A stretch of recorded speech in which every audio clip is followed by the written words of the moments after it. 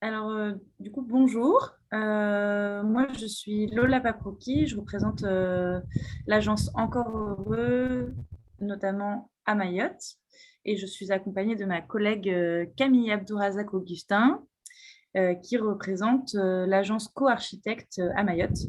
Et donc, nos deux agences, qui sont des agences amies et associées sur ce projet, on va vous présenter maintenant le Faré du lycée et je vais laisser Camille introduire ce projet qu'on a réalisé à Mayotte. Merci Lola. Du coup, tu peux passer à la slide suivante. Bonsoir tout le monde.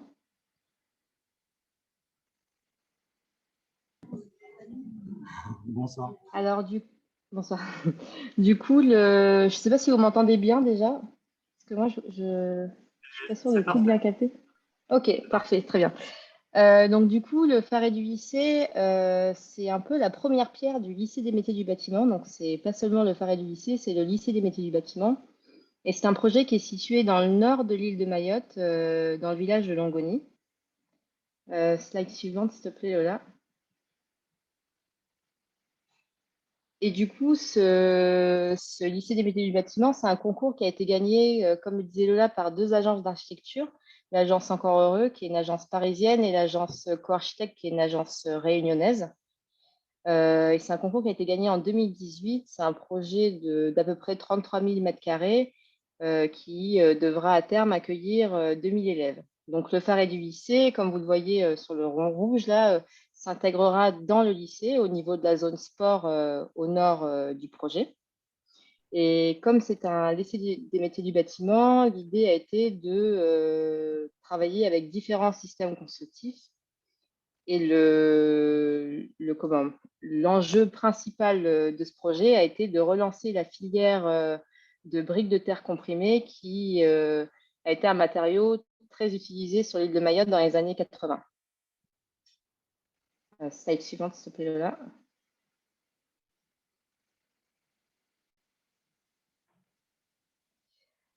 Pour ce projet, donc pas seulement pour le Faré, mais aussi surtout pour le lycée des métiers du bâtiment, on a monté ce qu'on appelle une permanence architecturale, donc qu'on a appelé l'atelier IASI.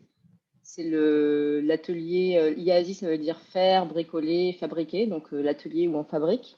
Et l'idée de cette permanence, c'était de s'installer au plus proche du projet, au plus proche du site. Donc on est vraiment dans le village de Longoni, à côté du site du futur projet, du futur lycée. Et cet atelier, à travers cet atelier IASI, cette permanence, on organise des réunions publiques avec les villageois. Donc, pour les préparer à l'arrivée de ce futur projet, on a créé ce qu'on a appelé, nous, une maîtrise d'usage avec les professeurs de l'actuel lycée des métiers du bâtiment qui existe un peu plus au nord de l'île. On organise des workshops, des ateliers, parfois juste des portes ouvertes pour que n'importe qui, des curieux, puisse venir nous poser des questions sur le projet, sur l'avancement, sur les nouveautés, les changements, mais également pour les journées nationales de l'architecture, donc des expositions. Et ce que vous voyez donc tout en bas donc de la page, ce qu'on a appelé les yazines, c'est une sorte de petit fanzine qui retrace un peu toutes les étapes du projet et qui permet en gros de se tenir au courant un peu des avancées. Slide suivante, s'il te plaît, voilà.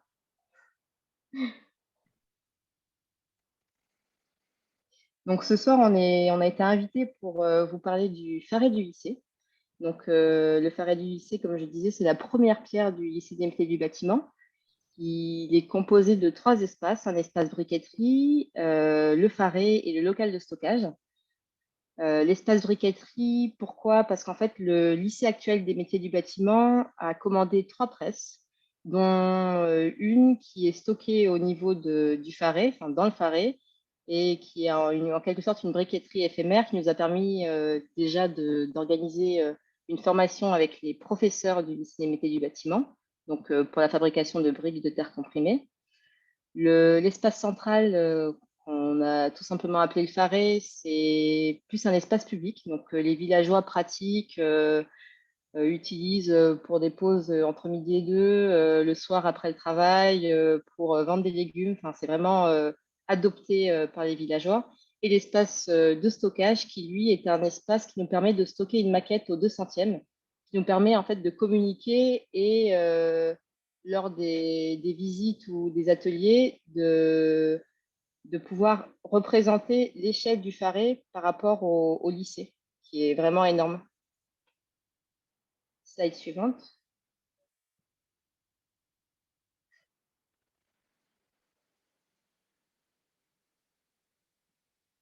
Donc là, c'est un peu pour que vous puissiez vous rendre compte donc, du Faré, avec à gauche, comme je vous disais, la briqueterie éphémère, au centre, avec une grande hauteur sous plafond, le Faré, l'espace public, et à droite, le stockage pour la maquette au 200e. Sur la slide suivante, on peut voir un peu plus. J'attends que ça passe. On peut voir un peu la matérialité et également l'intérieur des locaux de stockage, donc, qui nous ont servi notamment pendant les chantiers, mais aussi pour divers ateliers.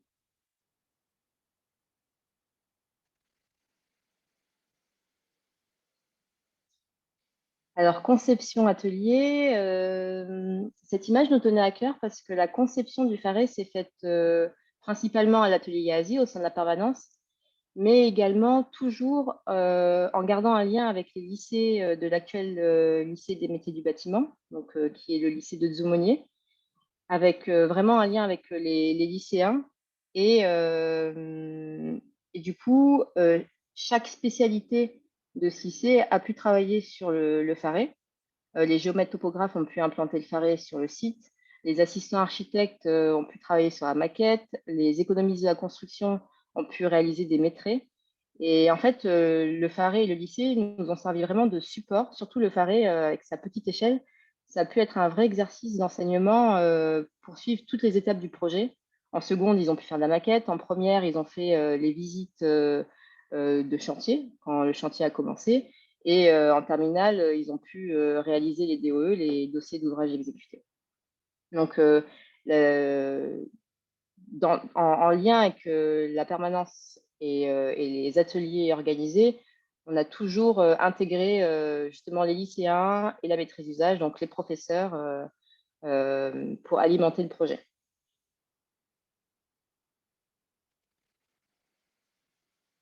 Slide suivante. Alors, réemploi de la mairie de Sada. Donc, on dézoome un peu. Donc, là, on se trouve à Sada, donc un peu plus au sud de l'île. Et mon agence, Co-Architecte, a gagné un concours au moment de la conception du Faré, un concours pour la nouvelle mairie de Sada. Et on s'est demandé, enfin, on a trouvé dommage de détruire ces bâtiments qui étaient relativement en bon état, avec des matériaux qui étaient relativement sains. Et on s'est posé la question donc du devenir de ces matériaux. Ça nous a paru évident après d'essayer de les utiliser pour le Faré. Donc, on a réalisé avec Lola, donc d'abord la permanence, slide suivante, un inventaire le plus précis possible du gisement qui était disponible, donc avec les menuiseries, les matériaux. Et en fait, cet inventaire-là nous a permis après de créer, enfin d'établir une vraie méthodologie pour créer des fiches techniques des matériaux pour pouvoir après affiner le plus possible, la slide suivante s'il te plaît Lola, le dessin du Faré de projet. Donc, l'objectif de ce Faré a été de dessiner au maximum un projet en réemploi. Ce que nous avons réussi à faire, à part donc la BTC, la brique de terre comprimée, qui, elle, a été fabriquée et du coup qui est neuve. Mais sinon, tous les autres matériaux sont issus du réemploi de l'ancienne mairie de Sada. Slide suivante. Donc, cette image, c'est pour le stockage. Pour réaliser cette déconstruction soignée, on a travaillé avec une entreprise locale, l'entreprise Amada Changa, qui n'avait jamais réalisé ce type de déconstruction. Il faut savoir qu'on n'est pas du tout pionnier en réemploi à Mayotte. Tout le monde le fait. Le réemploi, c'est courant. Dès qu'une chose traîne, c'est réemployé de toute façon pour un projet personnel, privé. Mais c'est la première fois qu'une maîtrise d'ouvrage publique, donc ici le rectorat et la mairie de Sada, s'engage sur un projet en réemploi. Et du coup, il y a eu toute une organisation, une logistique à faire pour stocker ces matériaux avant le chantier. On a eu quelques surprises d'ailleurs, quelques vols qui nous ont un peu obligés à recommander du bois. Mais du coup, ça n'a pas été le premier projet en réemploi, mais la première fois qu'une commande publique s'est faite en réemploi à Mayotte. Donc, on est assez fiers d'avoir réussi à tenir ces objectifs-là. Voilà, et je laisse la main à Lola pour l'explication du chantier et toutes les phases suivantes. Merci beaucoup Camille, et puis n'hésitez pas, ceux qui sont en visio, à mettre vos questions dans le chat, on y reviendra à la fin de la présentation. Ça marche. Ouais. Alors, j'ai vu une question. Oui, alors nous, on n'appelle pas ça du niao. À Mayotte, on appelle ça du mtseve, mais c'est bien de la coco tressée, des feuilles de coco tressées. Donc, le chantier, donc voilà, toute la conception du Faré. Le chantier, quand on a fait l'appel d'offres, donc c'est un appel d'offres public puisqu'il est porté par le rectorat, puisqu'il s'inscrit dans le cadre du lycée des métiers du bâtiment. Ceci dit, évidemment, on a quand même fait un cahier des charges qui était adapté à cette petite maison de projet qu'on voulait manifeste dans sa conception, dans sa construction et puis ensuite dans son utilisation. Donc, on avait fait un cahier des charges où on expliquait bien que dans notre analyse d'ACT, notre ACT, on donnerait une note à la méthodologie et notamment à la gestion d'un chantier en participation et en... Il y a un peu de friture sur la ligne, je ne sais pas si tu as du vent autour de toi. Ou... Ah, attendez. Désolé. Hein. Tu vas avoir chaud pendant 20 minutes, mais après ça... Ouais, si je coupe le ventilateur, peut-être ça va aller mieux. Désolé. Ça va mieux? Super, merci. Ok. Donc, du coup, ce que je disais, c'est que dans le cahier des charges, on avait bien stipulé qu'on analyserait les offres des entreprises de façon à ce que la méthode de gestion de chantier, en incluant les habitants et les lycéens de Zoumonier, donc les lycéens de l'actuel lycée des métiers du bâtiment, comme l'a dit Camille tout à l'heure, était très importante dans notre analyse. On avait aussi demandé aux entreprises de nous montrer qu'ils avaient des références en chantier participatif, mais aussi qu'ils savaient gérer le réemploi, notamment parce que la charpente, du coup, ils avaient plein de morceaux de bois, mais il fallait complètement retravailler tous ces morceaux, les retailler, les déclouer, puisque c'était des poteaux moisés déjà avant, mais donc il fallait parfois les démoiser pour pouvoir récupérer les planches. Donc, on avait demandé des références en réemploi. Et puis, il y avait aussi le matériau terre, donc la brique de terre comprimée qui était prévue. Et donc, on leur demandait d'avoir une expertise dans la construction de murs en brique de terre comprimée. Donc, le groupement qu'on a finalement sélectionné, c'est celui-ci, donc un collectif qui s'appelle le collectif Dallas. Donc, j'imagine que vous êtes sensibilisés déjà un peu à la pratique de certains collectifs d'architectes qui construisent autant qu'ils peuvent concevoir et qui aussi peuvent avoir, en tout cas ce collectif-là, le collectif Dallas a une expertise en chantier participatif et en réemploi, et principalement en charpente de réemploi. Ils se sont mis en groupement avec une entreprise locale qui n'est pas anonyme puisque c'est la même entreprise qui a fait les démolitions soignées, donc Amada Changa. Et ils se sont mis en partenariat avec l'association Arter, qui est une association petite sœur de Cratère, et qui est une association du coup qui promeut la brique de terre comprimée à Mayotte. Alors, ce n'est pas des maçons, mais potentiellement, ça peut devenir des formateurs. Donc, en fait, eux, ils ont joué sur le fait qu'ils ne savaient pas vraiment mettre en œuvre de la BTC, mais ils ont proposé à ce que le chantier soit un lieu de formation pour qu'ils apprennent à le faire. C'était dans leur note méthodologie sur le chantier, grâce à Arter, grâce à l'association. Et puis ensuite, ACBTP, qui était le fournisseur de briques, du coup, puisqu'on n'a pas réalisé les briques sur le chantier pour des questions de délai et de planning. Donc voilà, donc des Belges, de l'entreprise qui a fait la démolition, Arter, une association, et puis un fournisseur de briques. Ça faisait une équipe très complète, on trouvait. Donc, comme je vous le disais, ils n'étaient pas, formés à la brique de terre comprimée. Donc, un des premiers moments assez forts de ce chantier, ça a été la formation des 2 entreprises euh, qui se rencontrent en fait, parce que finalement, le collectif Dallas ça a beaucoup plus travaillé la charpente bois, la couverture et la Hamada Changa ont fait vraiment tout ce qui est gros œuvres. Et enfin voilà, gros œuvres et sous-bassement. Et puis en fait, au moment de la brique de terre comprimée, les 2 entreprises étaient toutes les 2 responsables de ce lot à charge partagée. Et donc, elles se sont faites former par Artère. Donc, la personne qu'on peut voir à droite, c'est un maçon formateur qui a pris quelques jours pour les former à la mise en œuvre de la brique de terre comprimée. Donc là, c'est particulier parce que c'est une mise en œuvre donc, sur un soubassement en basalte dans une charpente bois qui n'est pas aujourd'hui, ce système constructif ne fait pas partie de la TEX de type A qu'on a en vigueur à Mayotte. Par contre, il suit les détails constructifs de la TEX de Guyane, qui utilise aussi la BTC dans une charpente bois.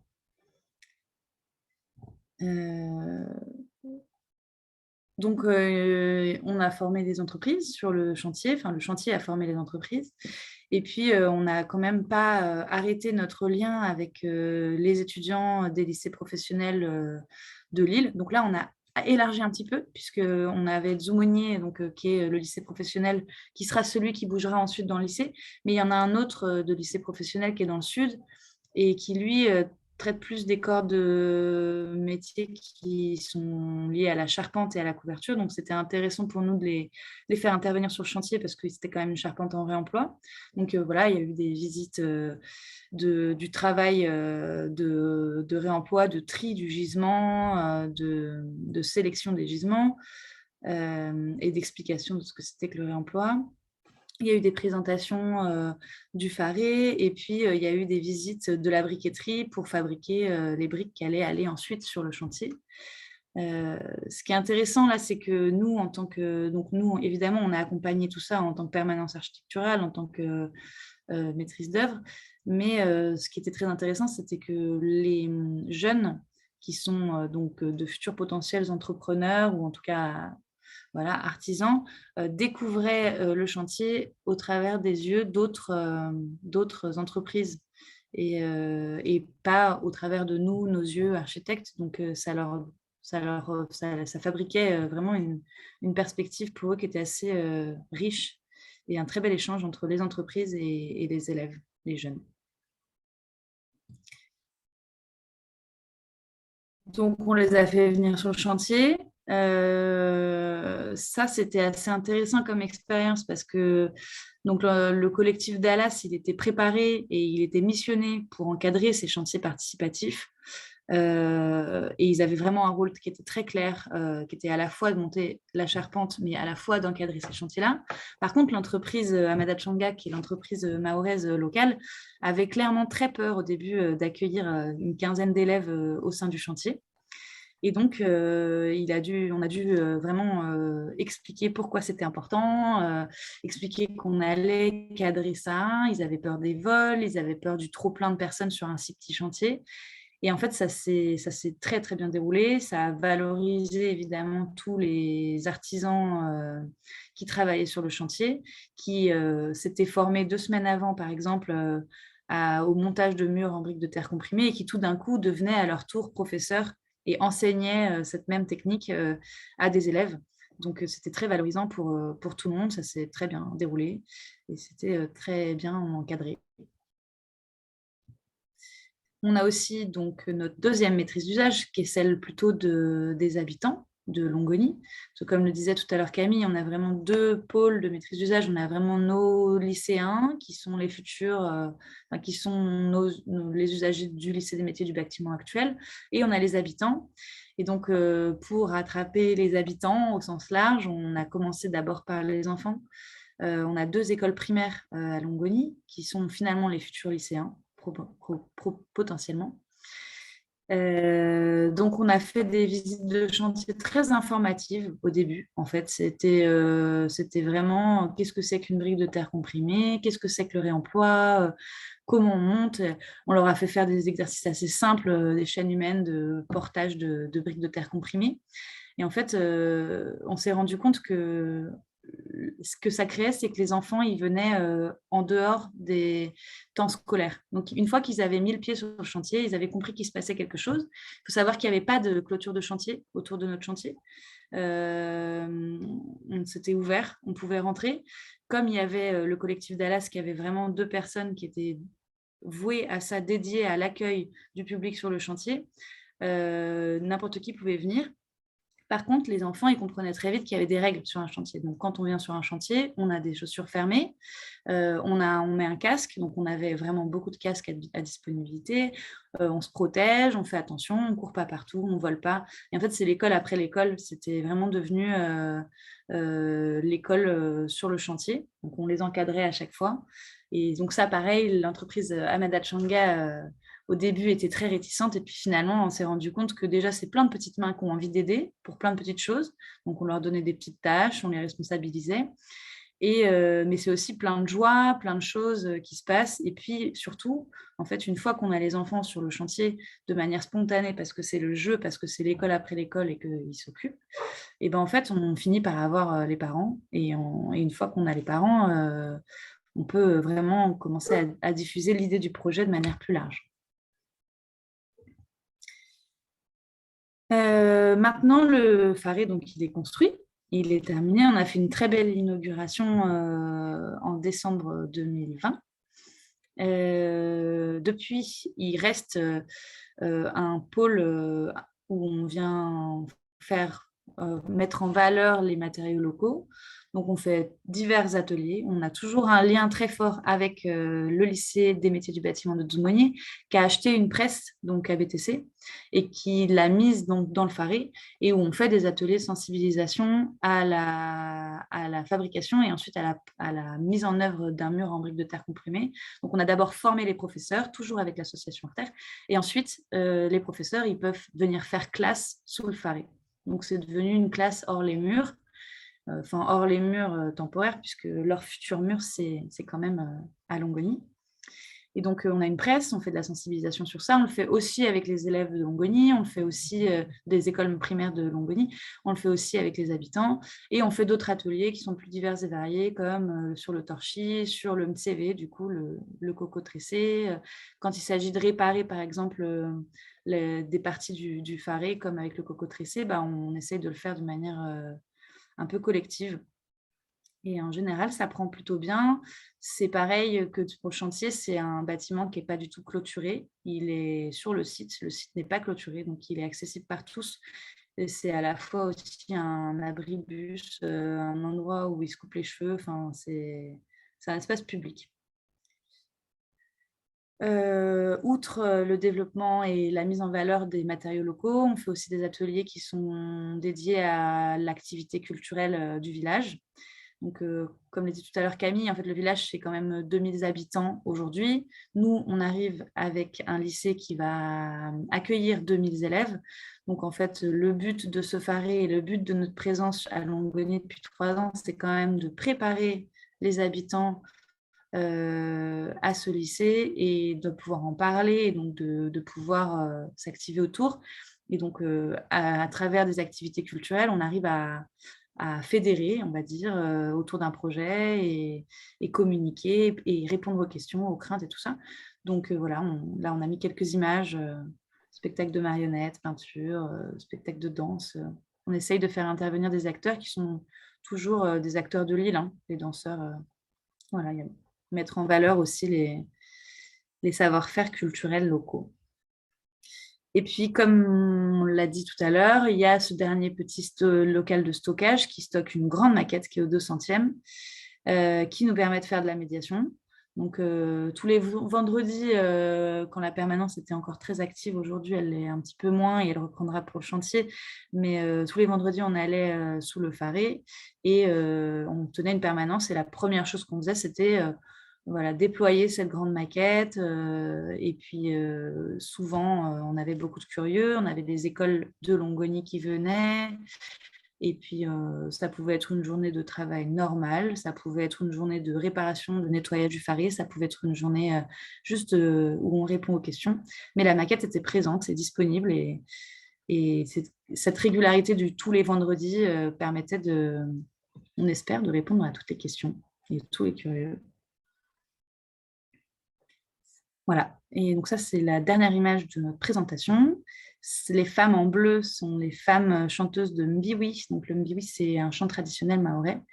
C'est le jour de l'inauguration du Faré. C'est le groupe de Mbiwi, donc du village, qui est venu chanter et jouer sous le Faré pour l'inaugurer. C'était un moment très fort, très beau. Et voilà, c'est tout. C'est la dernière image. Merci de votre attention. Je pense qu'on peut applaudir Lola et Camille pour leur présentation.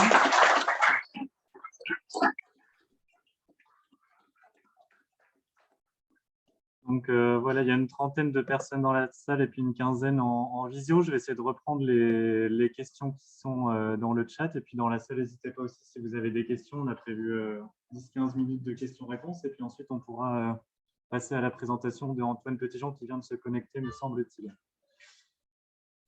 Alors, on avait une première question. Pourquoi le coco tressé sur la paroi du Faré en IO? Donc, je sais pas si... Alors, en fait, pourquoi du coco tressé? Oui. C'est ça la question, c'est pourquoi le coco tressé? En fait, le coco tressé, vous voyez ma souris là ou pas? Oui. En fait, le coco tressé ne se retrouve pas sur les parois, il se retrouve là, ici. C'est juste que sur cette photo, il n'était pas encore posé. Mais il se retrouve en haut, au niveau de la charpente, au niveau du haut de la charpente. Donc, c'est vraiment pour fermer et pour éviter intrusion. Voilà. C'est juste dissuasif, hein. Mais donc, c'est juste ici et c'est pas sur les parois. La BTC, elle est bien visible. C'est clair avec ma souris. Ça permettait également d'utiliser plusieurs savoir-faire locaux au sein du bâtiment. Oui. Ça permettait de mettre en valeur, voilà, il y a de la BTC, il y a du bois de réemploi, puis par-dessus, on a une couche de coco tressé. Mais c'est juste sur les petits appentis là. D'accord, merci. Du coup, on avait une autre question de Catherine en ligne. Donc, des joints sables et chauds pour la pose de la brique, je pense. Donc, alors, les joints, en fait, donc ça, c'est vrai qu'on n'en a pas parlé, mais en fait, pour le Faré du lycée, on a travaillé avec une entreprise qui s'appelle PRB, peut-être que vous connaissez, et qui, en fait, dans le but de pouvoir expérimenter son produit naturel, dont on ne connaît pas la recette puisqu'ils ne l'ont pas donné, mais a priori, c'est de la chaux, nous ont envoyé des sacs de mortier et des sacs d'enduit. Donc l'enduit, on l'a testé un peu après, on l'a testé il y a très peu de temps là. Et le mortier, on l'a fait, en fait, on avait 2 mortiers différents. Donc on a fait un local, on a 2 locaux, donc un local avec un enduit différent à chaque fois, pour essayer de voir aussi à la fois quel était le plus agréable à mettre en œuvre et ensuite lequel allait le mieux réagir. Donc voilà, c'est sans doute un mortier à la chaux. On ne connaît pas exactement, parce qu'ils ont besoin du coup de poser leur brevet ensuite. Donc évidemment, ils ne nous ont pas donné la recette précise. Mais donc eux, ils viennent à chaque fois qu'ils viennent à Mayotte, ils viennent voir le Faré, ils regardent comment le mortier se comporte. Et l'idée, c'est de pouvoir réussir à prouver ensuite pour le lycée à grosse échelle qu'on peut se passer de ciment, à notre bureau de contrôle, bien sûr. Merci beaucoup pour cette réponse. Est-ce qu'on avait d'autres questions dans la salle? Oui, j'en ai une ici. Alors, n'hésite pas. Merci. Moi, j'ai une question par rapport à la formation des enseignants. Est-ce que vous n'avez pas reçu trop de réticence pour souvent les enseignants maçons en lycée professionnel pour aller vers la BTC, justement? Je vais répondre, Cam, ou tu veux que j'y aille? Ouais. Alors, je pense que tu me compléteras peut-être, mais non, on n'a pas eu trop de réticence des enseignants du lycée des métiers du bâtiment. Au contraire, qui étaient plutôt enthousiastes à l'idée d'apprendre à poser de la BTC avec vraiment le savoir-faire local. On a eu plus de problèmes avec la Chambre des métiers de l'artisanat qui ne considérait pas forcément cette formation comme une formation professionnelle. Donc, c'est plus de ce côté-là que ça a posé un peu des problèmes, mais les professeurs, eux, au contraire, étaient très contents et satisfaits de cette formation. Ouais, en fait, c'est juste pour compléter, du coup, au début, on l'a appelé formation. Et en effet, la Chambre des métiers de l'artisanat a cru qu'on voulait, je ne sais pas faire quoi. Et donc, on a dû leur expliquer que c'était plutôt de la sensibilisation. Mais en fait, c'est exactement la même personne qui forme les maçons à la Chambre des métiers de l'artisanat qui a formé les professeurs sous le Faré. Donc, il a fait exactement la même formation sur le même nombre de jours. C'est exactement la même chose, juste nous, on n'est pas un centre de formation, on ne peut pas agréer quoi que ce soit. Donc, on a été obligé de se mettre d'accord sur le fait qu'on faisait de la sensibilisation. Parfait, je m'en resservirai. Merci. Merci. Est-ce qu'on avait d'autres questions? Est-ce qu'on avait d'autres questions dans la salle? Ok, bon, bah, s'il n'y a pas d'autres... Si, par ici. On va peut-être passer le micro. On a une autre question qui arrive. Bonjour, je suis Olivier Noir, je suis délégué général de Rempart, une association qui s'intéresse au patrimoine. Et je m'intéresse au lien, moi aussi, entre les briques. Il n'y avait pas moyen de produire des matériaux locaux, puisque j'imagine que la terre des briques, elle est locale. Et pourquoi est-ce que vous n'avez pas réfléchi sur un lien local à base de chaux? Je rejoins à l'intervention tout à l'heure, donc ou d'autres matériaux de terre, d'ailleurs, pour faire du liant, parce que cette entreprise PRV, elle est locale ou elle est venue avec du matériau en avion ou en bateau? Alors oui, PRB, il n'y a pas de chaux à Mayotte en fait. Donc de toute manière, s'il y a de la chaux dans notre mortier, c'est naturel et minéralisant, mais c'est pas local. Ensuite, il existe des mortiers de terre, ça on le sait. Ça, le problème, c'est que c'est plutôt notre maîtrise d'ouvrage et notre bureau de contrôle, le frein, on va dire, dans ce genre d'assemblage. C'est-à-dire que sur le Faré, on aurait peut-être potentiellement pu expérimenter un mortier de terre. Je pense que là, ils n'auraient pas été très regardants. Mais l'idée, c'était d'expérimenter des choses qui vont ensuite être mises en œuvre à plus grande échelle sur le lycée. Et sur le lycée, c'est sûr que pour notre bureau de contrôle, il est hors de question d'utiliser un mortier qui n'est pas normé et qui n'a pas d'ATEX et qui n'a pas de TU. Voilà. Donc, c'est pour ça qu'on a choisi d'expérimenter un matériau qui pourrait ensuite être quand même mieux que le mortier de ciment, qui est aujourd'hui la seule solution à Mayotte, enfin, la seule utilisée. Dans les bâtiments publics, bien sûr, avec un bureau de contrôle, évidemment. Si on fait notre propre maison, après, on est libre. Ok, merci beaucoup pour la réponse. Est-ce qu'il y avait d'autres questions?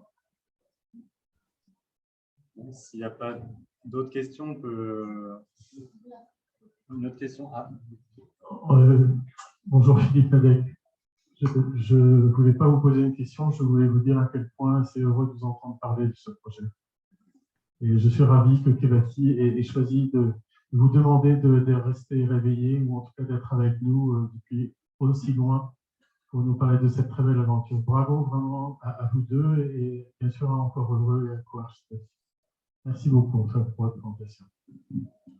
Merci beaucoup. 21h30, voilà. Pour faire une conférence. Okay, avec plaisir. Si un jour vous venez à Mayotte, si l'un de vous vient à Mayotte, n'hésitez pas à venir visiter passer le la Faré. permanence. Et peut-être que d'ici là, le chantier... Ouais, à passer la permanence, à venir au Faré. Et peut-être que d'ici là, le chantier du lycée aura démarré et il y aura plein d'autres super belles choses à voir, j'espère. Eh ben, merci beaucoup pour l'invitation. Merci beaucoup à vous deux. Effectivement, vous êtes restés assez tard, donc on vous dit merci et puis on va passer à l'autre présentation. Merci, bonne soirée. Merci. Merci. Bonne journée, oui. Au revoir.